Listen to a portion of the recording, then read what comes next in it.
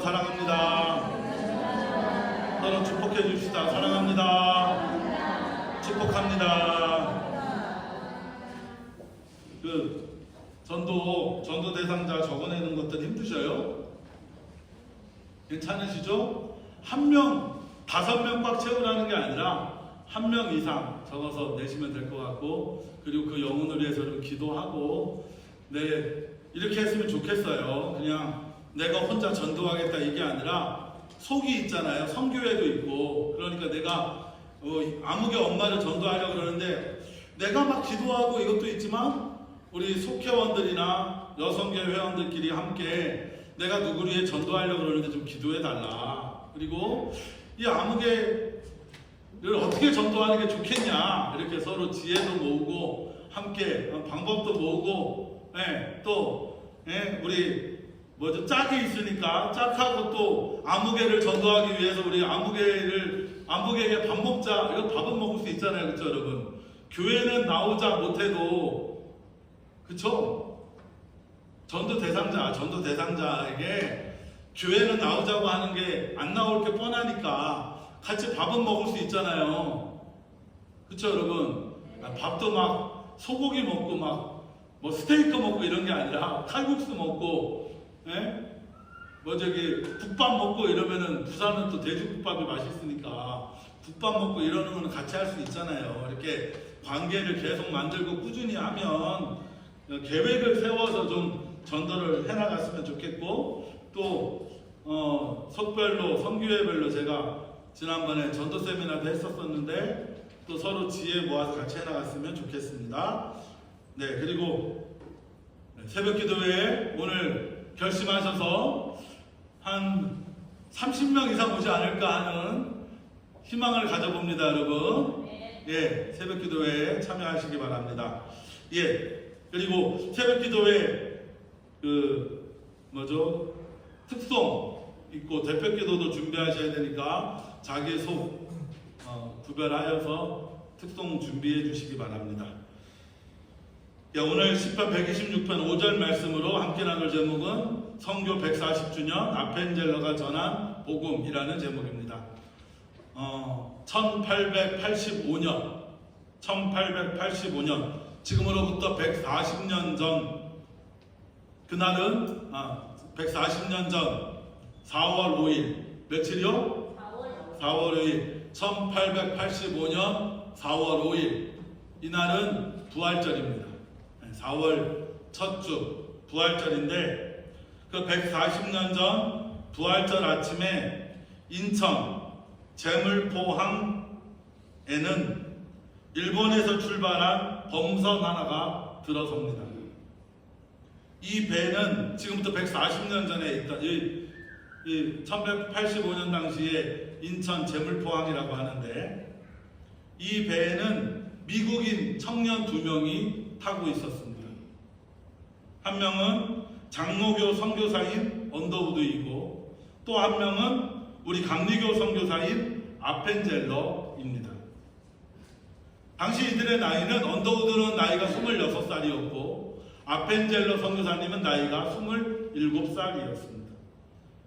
그 27살이라는 그 젊디 젊은 나이에 조선 땅의 첫 발을 아펜젤러 선교사가 내딛습니다. 네, 27살의 젊은 나이의 선교사지만 이 가슴에는 예수 그리스도의 복음을 품고 제물포항에 첫 발을 내딛은 것이죠. 여러분, 우리 아펜젤러 선교사님이 어떻게 생겼는지 혹시 아셔요? 어떻게 생겼는지 한번 볼까요? 네, 아주 잘 생기셨죠? 예. 이 아펜젤러 선교사가 우리나라에 처음 발을 디딜 때는 우리나라가 구한말 시대에 아주 혼란하고 어려운 시대였지요. 특히 외국 문물에, 서양 문물에 대하여 아주 배타적이고, 우리나라는 일본에 대해서도 배타적이고 중국에 대해서도 배타적이었지만 이 서양에 대해서 더더욱군다나 배타적이었죠. 아주 쇄국 정책이 강했고, 특히 그 1885년에는 이모군란을 비롯해서 갑신정변과 같은 사회적으로 아주 혼란하고 혼탁한 그런 아주 힘든 그런 시대였습니다. 그때 그럼에도 이 아펜젤러 선교사는 복음을 가슴에 품고 조선 땅에, 이 대한민국 땅에 발을 내딛기 시작합니다. 아펜젤러 선교사님에 대해서 좀 살펴보면, 아펜젤러 선교사님은 1858년에 미국 펜실베니아주 소튼이라는 곳에서 스위스 출신의 아버지와 독일계 어머니 사이에서 둘째 아들로 태어납니다. 근데 스위스계 아버지나 독일계 어머니 역시 아주 좋은 독실한 신앙을 가지고 있어서 어려서부터 믿음 생활을 성실하게 해왔고, 14살, 많은 우리나라 나이로 16살이라고 해야 할까요?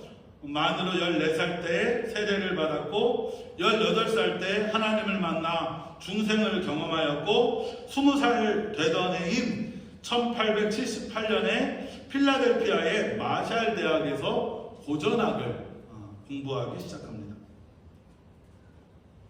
그런데 공부하면서 이 마음 가운데 선교사가 되겠다라는 결단을 하게 되고, 1881년도 2월 19일에 선교사가 되겠다는 소명의식을 갖고 그 다음에 두루 신학교에 입학을 하여 신학을 공부하기 시작합니다.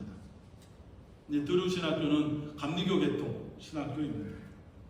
그리고 이 두루 신학교를 졸업한 이 아펜젤러 선교사님은요, 처음에 조선 땅에, 한국 땅에 복음을 전할 생각을 안 갖고 있었어요.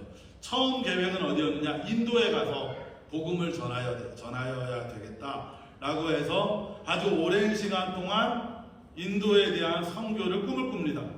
그리고 부모님이 한국에 가는 걸 반대해요. 왜냐하면 이 조선 땅은 당시에 서양 선교사들에게 은둔의 땅이라고 불렸습니다. 거기 가면 선교사가 금세 죽을지도 모르니까 제발 자기 아들은 아펜젤러 선교사님의 부모님은 아펜젤러 선교사님이 조선에 가는 걸, 한국에 가는 걸 반대했죠.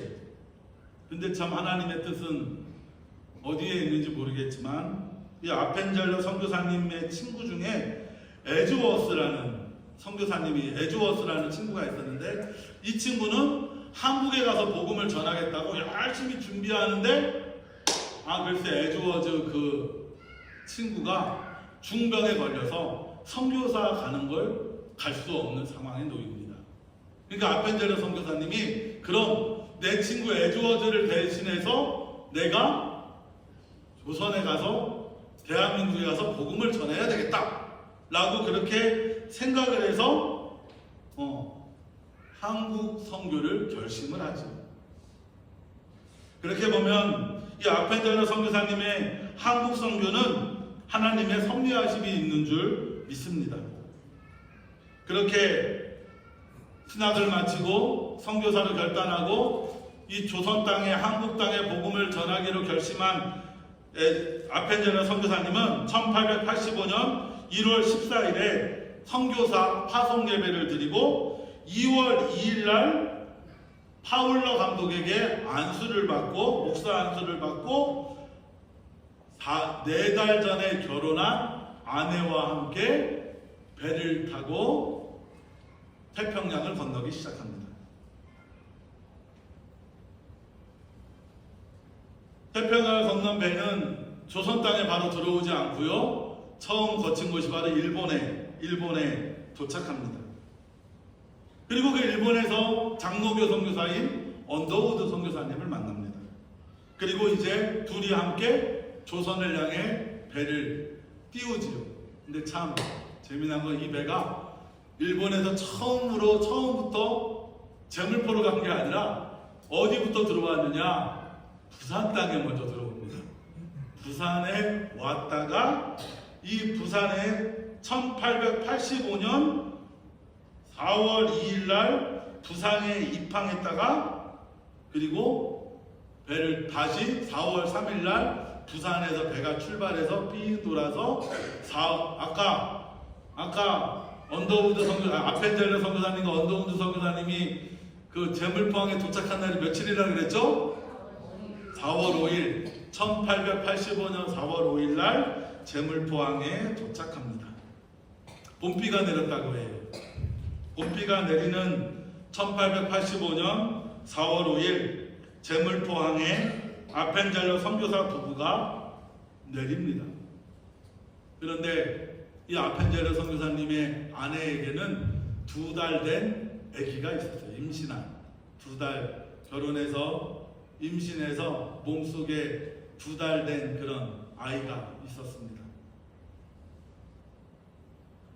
아펜젤러 선교사님이 조선 땅을 한국 땅, 조선 땅을 처음 봤다. 아까 이 제물포항이 이런 모습이라 그랬는데 이 조선 땅의 모습을 처음 봤을 때 어떤 느낌이었을까요? 어떤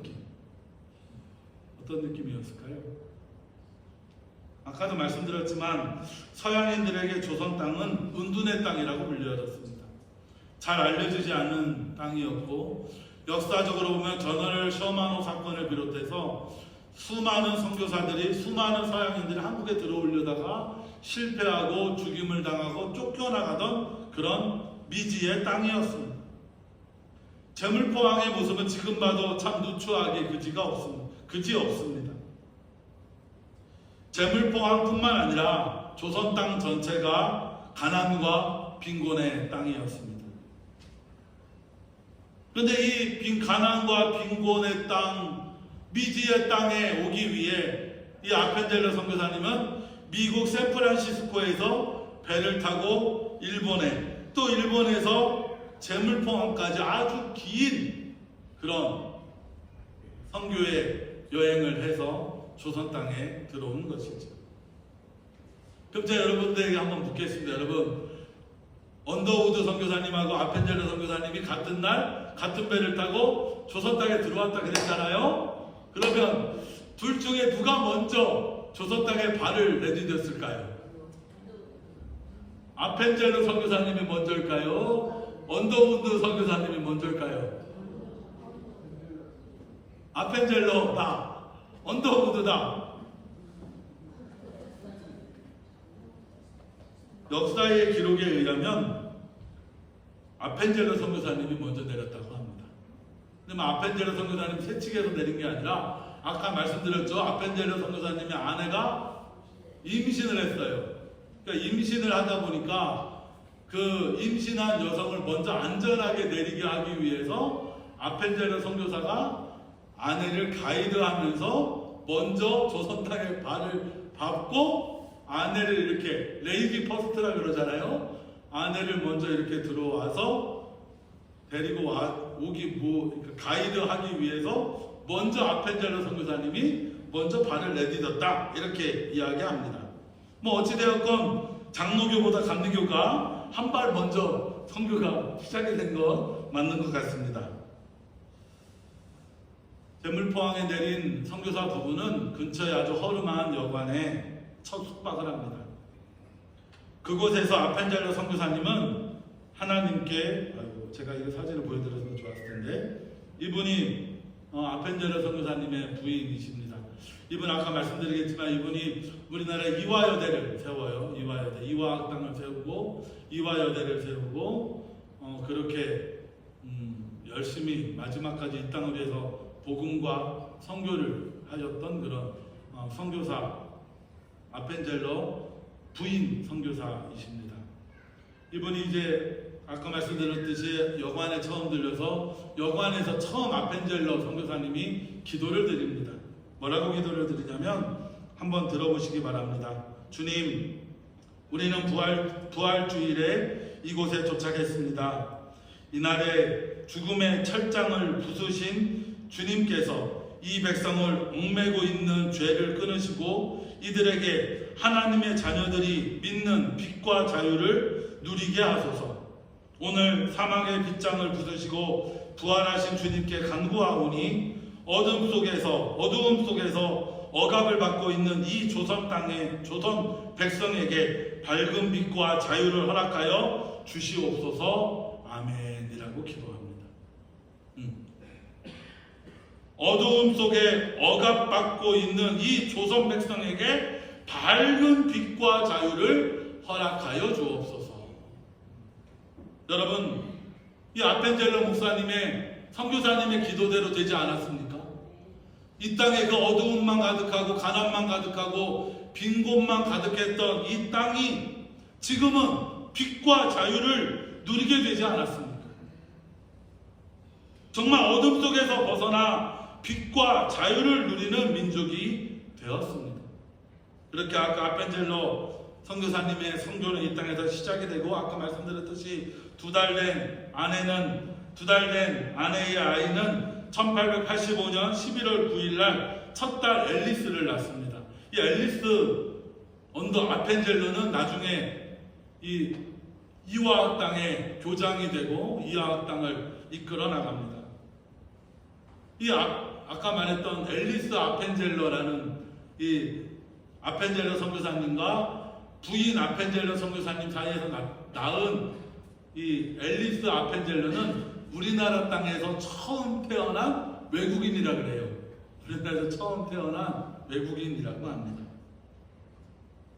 그럼 오늘 우리가 아펜젤러 선교사님이 이 땅에서 하였던 사역을 좀 몇 가지 생각해 보고자 합니다. 먼저 아펜젤러 선교사님은 영혼 구원을 위해 복음을 전파하고 교회를 세우기 시작합니다. 아펜젤러 선교사님은 우리나라에 처음 감리교회를 세워요. 여러분 혹시 장로교회 중에 처음 세운 장로교회가 어딘지 아세요? 네. 네, 한국에 처음 세워진 감리교회는 이따 제가 장로교회도 말씀드릴게요. 장로교회는 정동제일교회입니다. 정동제일교회. 서울의 대사관 골목에 있는 곳인데 정동제일교회가 처음 세워지죠. 1887년. 그러니까 왜 아펜젤러 선교사님이 85년도에 들어왔으니까 2년 한 6개월이 지난 후에 정동제일교회를 처음 세웁니다. 정동제일교회는 감리교회의 최초의 한국 감리교회 최초의 교회이고 또 모든 한국 감리교회의 중심이 돼 처음에 모태가 되는 교회지요. 지금 한국 감리교회는 약 6천 교회 정도가 됩니다. 전국적으로 한 6천 교회 정도의 교회가 되는데 6천 교회가 되는 시작이 되는 그런 교회지요. 장로교 최초의 교회는 세문안교회입니다. 세문안교회. 이건 세문안교회는 누가 세웠겠어요? 네? 세문안교회는 언더우드 선교사님이 세우십니다. 재미있는 건 그러니까 장로교회 처음 세운 교회는 세문안교회, 감리교회 처음 세운 교회는 정동제일교회. 근데 올해 선교 140주년이 된다 그랬잖아요. 그래서 이 두 교회 목사님이 서로 돌아가면서 교단 교류를 한다 그래요.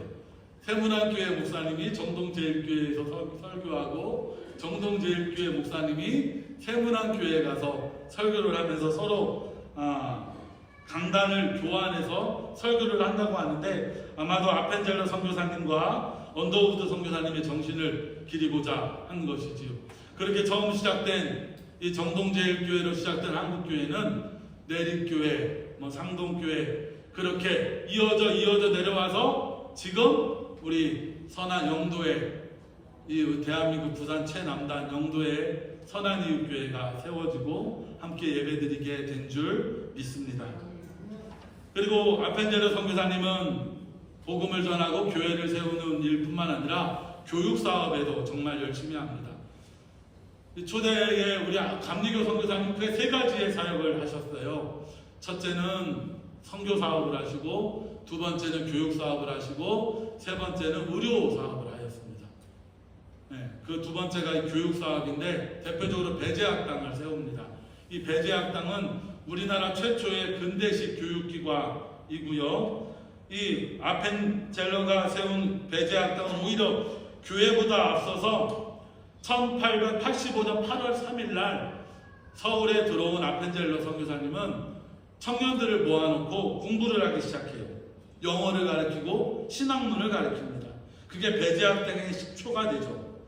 그리고 그렇게 배제학당은 우리나라 최초의 근대교육기관이 되는데 재미난 건 이 배제학당에서 배운 학생 중에 이승만 전 대통령이 있다고 합니다. 이승만 전 대통령은 19살에 이 배제학당에 입학해서 공부를 했다고 해요. 그래서 이승만 학생이 아펜젤러 선교사님의 설교를 듣고 자유민주주의에 대해서도 공부하고 영어도 공부하게 된 것이지요. 그렇게 보면 이승만 대통령의 스승이 누구예요? 네, 아펜젤러 선교사님이 이승만 대통령의 스승이 되는 것이죠. 이승만 대통령을 비롯해서 구한말 신학문을 배우는 수많은 선각자들이 이 아펜젤러 선교사와 감리교회에서 공부하고 배우고 훈련하였습니다. 그리고 이승만 대통령이 독립운동을 하다가 감옥에 투옥되었을 때도 이 아펜젤러 선교사님이 책과 음식, 의복 등을 넣어두었고, 그리고 이 이승만 대통령의 가족들도 아펜젤러 선교사님이 돌보았다고 합니다. 그렇게 배재학당은 지금 배재중학교, 배재고등학교, 배재대학교, 그리고 감리교 신학대학으로 이어져 오고 있습니다. 그리고 요 옆에는 이화학당의 모습인데요. 이화학당의 모습인데 우리나라 최초의 여성 신식 교육기관을 세운 것도 역시 아펜젤러 선교사님 내외의 사역이었습니다. 그리고 아펜젤러 선교사님은 복음을 전하고 교육을 할 뿐만 아니라 우리나라의 독립운동에도 정말 많은 역할을 하셨습니다. 아펜젤러 선교사님은 미국에서 귀국한 서재필 선생님을 아까 얘기한 배재학당에 모셔서 특강을 들어요. 특강을 듣고 거기에 이 서재필 선생님의 생각에 동조하며 독립운동에 나서겠다는 친구들이 협성회라는 그런 조직을 민간 학생들이 막 모여갖고 자치적으로 만드는 거죠. 협성회를 만드는데 이 협성회가 처음엔 학생들 중심이 되었는데 이게 나중에는 일반 어른들도 참여하면서 약 200명 정도가 넘는 큰 조직이 됩니다. 근데 이 협성회가 우리나라로 말하면 처음으로 민주적 사회제도 또 민주적 정치개혁을 이야기했던 조직이 협성회고, 또 민족의식을 계몽하기 위해 교육활동도 열심히 했던 조직이 바로 이 협성회인데, 이 협성회가 나중에 독립협회로 발전하고 그리고 신민회로 발전하고 우리나라 독립운동의 시초가 되던 그런 조직이 바로 이 협성회가 됩니다. 특히나 이 협성회는 나중에 독립협회로, 우리나라 독립협회로 발전하는데, 아까 요 화면에 이게 문신 립독이 아니라 이게 뭐예요? 네, 독립신문을 우리나라에서 발간하는데, 이 독립신문의 발행인으로 이 우리나라 아까 우리 아펜젤러 선교사님이 이 독립신문의 발행인으로 참여하죠. 우리나라의 독립신문이 처음 발간한 날이 1896년 4월 7일이라고 합니다. 처음 독립신문이 처음 발행된 게 1896년 4월 7일이라고 하는데, 이 4월 7일은 지금도 우리나라의 신문의 날이라고 기념하며 지키고 있다고 해요. 뿐만 아니라 아펜젤러 선교사님은 성서 번역에도 정말 열심히 합니다.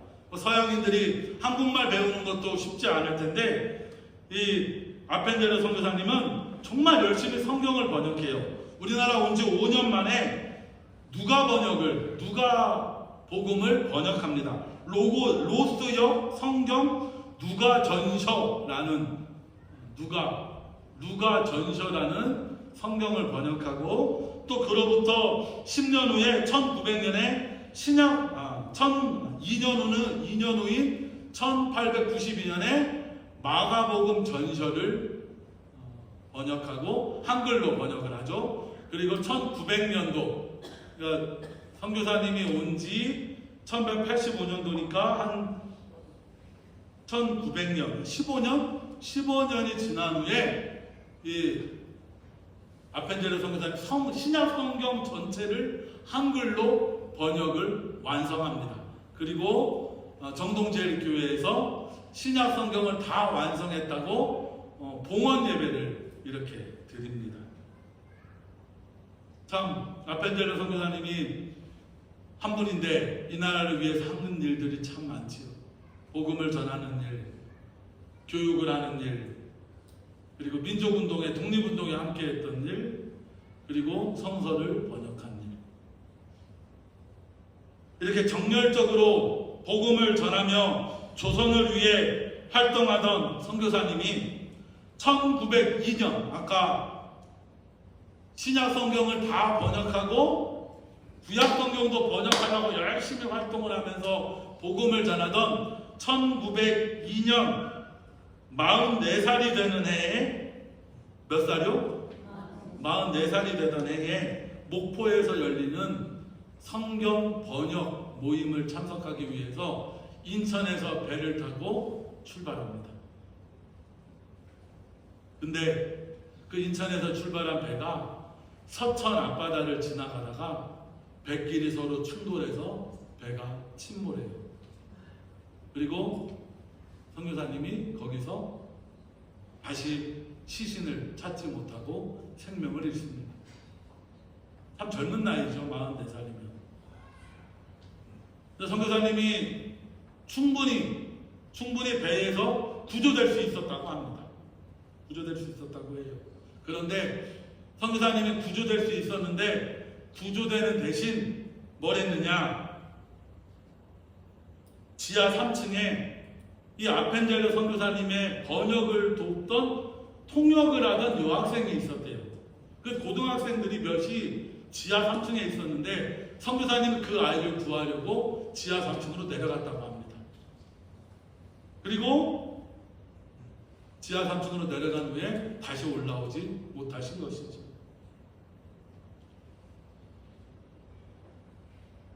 아펜젤러 선교사님이 조선 땅에 첫 발을 내딘 지 딱 17년입니다. 17년. 참 젊은 나이죠. 27에 이 땅에 첫 발을 내딛고 44살에 세상을 떠났습니다. 서울 양화진에 가면, 여러분 언제 서울에 가시면 양화진에 한번 가셨으면 좋겠는데, 양화진에 가면 선교사 묘역이 있습니다. 선교사 묘역에 가면 우리 아펜젤러 선교사님의 묘지도 있어요. 그 묘지에는 아펜젤러 선교사님의 시신은 없습니다. 많은 논란이 있는데 아마 아펜젤러 선교사님이 이 배길에 충돌한 사고를 당한 곳이 아마 서천 마량진 앞바다라고 이야기하는데, 이 선교사님의 시신은 아직까지 찾지 못하고 있습니다. 아펜젤러 선교사님이 안교사님 돌아가시고 장례를 치르면서 추도사에서 어떤 분이 이런 말을 했습니다. 아펜젤러 선교사의 결점이 하나 있다면 그건 너무나 자기 희생적이었다. 너무나 자기 희생적이어서 그래서 힘들었다라는 것이죠. 선교사님은 조선을 위해 자신을 희생했을 뿐만 아니라 마지막까지 한 생명을 구원하기 위해 그 생명을 바친 것입니다. 우리 선한이육교회 성도 여러분, 140년 전 아펜젤러 선교사가 뿌린 복음의 씨앗은 30배, 60배, 100배를 넘어 그 이상의 열매를 거두고 있습니다. 무지의 땅, 어둠의 땅, 은둔의 땅이라 불렸던 이 조선 땅에 복음의 씨앗이 심겨지고 이 땅에 생명과 구원의 복음이 전하여졌으며, 그 아펜젤러 선교사님의 말처럼 어둠의 세상이 빛의 세상으로 우리는 바뀌었습니다. 조선 땅은 하나님을 알지 못하고 그리스도를 듣지 못했던 나라였습니다. 가난과 혼돈과 온갖 우상과 무속이 가득했던 나라였습니다. 그 나라에 아펜젤러가 전한 복음은 그야말로 진짜 복음이었습니다. 복된 소식이었습니다. 아펜젤러 선교사님은 이 땅에 복음을 전하였으며 근대화와 독립운동의 토대를 제공하였으며 이 나라의 독립에 함께하였던, 또한 우리의 복음의 첫 시작이기도 하지만 이 나라의 은인이기도 합니다. 이 나라의 은인이기도 하고 우리나라의 근대 교육을 처음 시작한 그런 교육의 은인이기도 합니다. 아펜젤러 선교사님은 자신의 조국이 아니었음에도 이 땅의 독립을 위해 제국주의에 맞서 싸운 분이십니다. 그저 뭐 할 뿐이에요? 고맙고 감사할 뿐이지요. 생명부지의 이방인입니다. 이 땅에 대해서는 아무것도 모르고 아무것도 없이 그냥 예수 그리스도의 복음만 들고 이 땅에 오셨던 이 아펜젤러 선교사님이 이 땅에 복음을 심고 교회를 심고 학교를 심고 독립운동을 심고 민주사회의 시작을 이루신 것입니다. 사랑하는 성도 여러분, 복음은 예수 그리스도께서 십자가에서 희생하심으로 우리에게 생명을 주신 사건입니다. 복음은 예수님이 십자가에 희생하심으로 우리에게 구원을 주신 사건이 바로 복음이죠. 아펜젤러도 이 땅에 자신을 희생함으로 이 땅에 생명과 구원의 복음을 전하였습니다. 140년 전 4월 5일 인천 제물포에서 시작된 아펜젤러 선교사의 복음의 씨앗이 이제 이곳 영도에 우리 선한이웃교회까지 심겨진 줄 믿습니다. 아펜젤러 선교사가 그 모든 것들을 희생하여 예수 그리스도처럼 이 땅에 복음의 씨앗을 심었듯이 오늘 저도 여러분도 복음을 위해 예수 그리스도를 위해 한 영혼을 구원하기 위해 헌신하며 복음의 씨앗을 심을 수 있는 그런 저와 여러분이 되시길 주의 이름으로 축원합니다. 기도하겠습니다. 좋으신 하나님, 140년 전 이 땅에 복음을 전한 파란 눈의 성